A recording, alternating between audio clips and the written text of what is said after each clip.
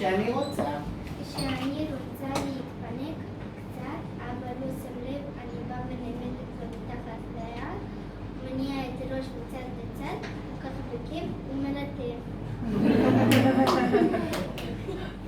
כשנכנס לדבר הוא מפחיד לחדר הלילה כשהייתי יכולה לראות מעליו, ובדיוק כשנכנס לרדת. אמא שימו לי טבס היה כיף נורא, כי כולם ישאלו מה קרה.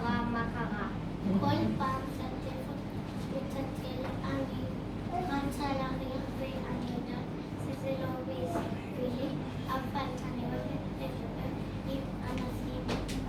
כשאני מספרת לך משהו, ואתה כל פעם רק יופי משיב, ואני יודעת שאתה בכלל לא מקשיב.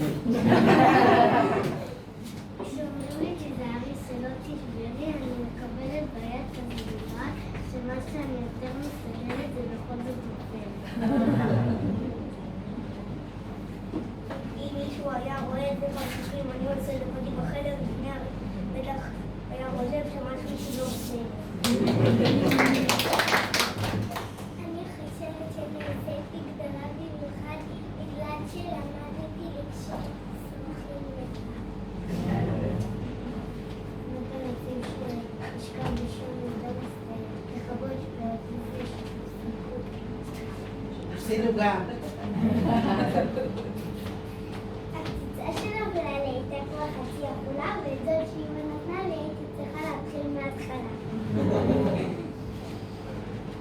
אמא גם יפי כפוי יותר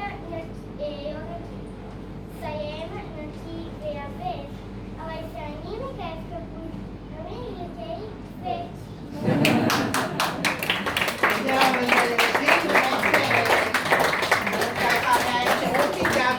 וגם ביחסים עם ההורים, אז ממש ראיתי שהם בחרו בצורה מתאימה.